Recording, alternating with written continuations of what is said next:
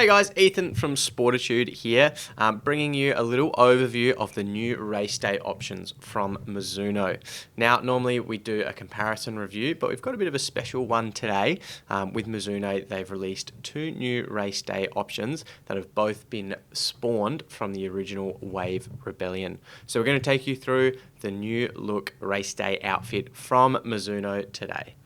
First shoe we're going to jump into is the new Wave Rebellion Pro. Now, a few quick stats on this shoe. We've got 220 grams in a men's size 9 and 195 in a women's size 8, with a 4.5mm offset, with 39mm in the heel and 34.5 in the forefoot.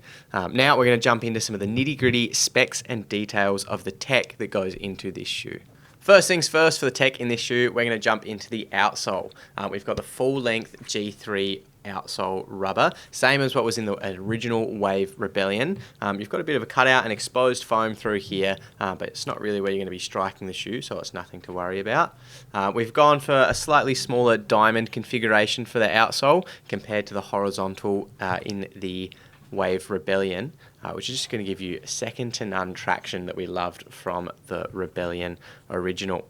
Moving on to the upper, we have a mesh upper that gives you some great lockdown. Only concern I have with this shoe is that it doesn't have a gusseted tongue, which normally in a speed shoe is something I would really recommend and enjoy to have. However, in this, I haven't noticed it too much. I've got really good lockdown across the top of my foot there, and I haven't felt like I've been moving around at all.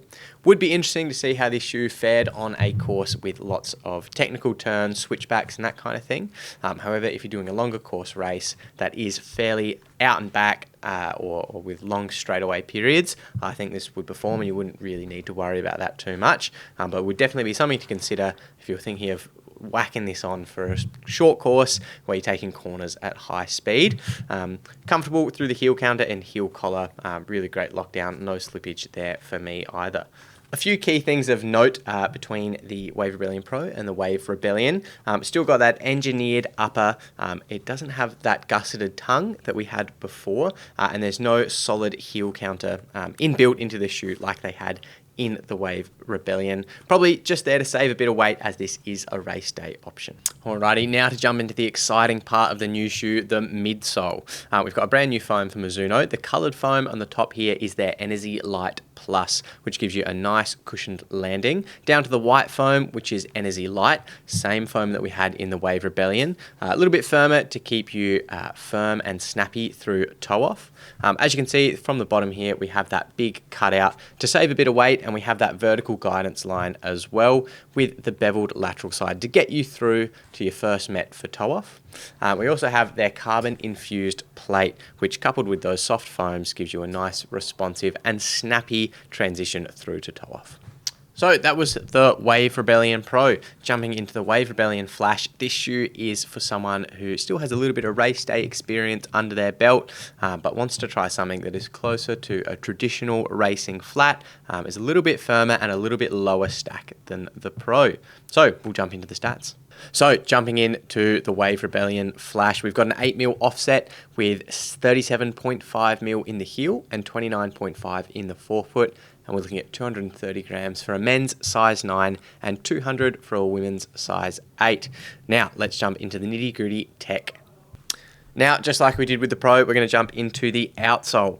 Still got the same full-length G3 rubber, which has the horizontal configuration the same as the Rebellion, which gives us a little bit more flexibility through the forefoot, but still the same traction that we know and love from the Rebellion. Now, moving on to the upper, we still have that air mesh that we found in the Wave Rebellion Pro and in the Wave Rebellion. They've done away with that gusseted tongue as well that we had from the Rebellion. We also have a vertical internal heel counter with no medial or lateral rear foot support, which is interesting that they've done away with that, but they still keep a little bit of support there in the heel. Now, moving on to the midsole, we still have that Energy Light present from the Wave Rebellion. We do get 1 extra mil of stack from the Wave Rebellion, which is slightly noticeable. We still also have that glass-infused plate, which gives a really responsive, firm, and snappy ride from entry to toe-off. Now, to compare the two new shoes that have both been birthed from the Wave Rebellion. They both use that same outsole rubber and the same upper materials.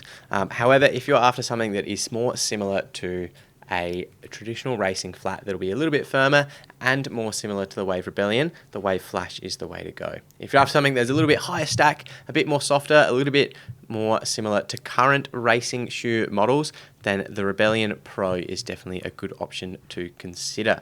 Now, the Rebellion versus these two shoes. If you loved the Rebellion 1, the Flash is going to offer you that similar feeling. Obviously, with the same outsole construction and design, they're going to feel more similar, and with the same foam in the midsole, it's a very, very, very similar shoe.